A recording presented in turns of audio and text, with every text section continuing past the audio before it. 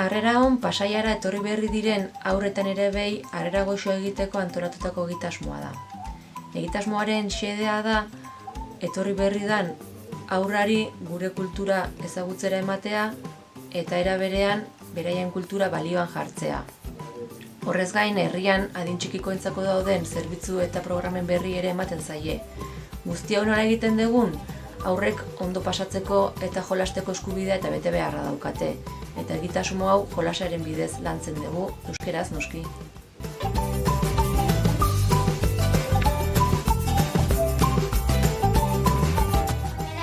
Etortzen gera aktibidadeak egiteko. Euskara ikastea eta lagun berriak egitea.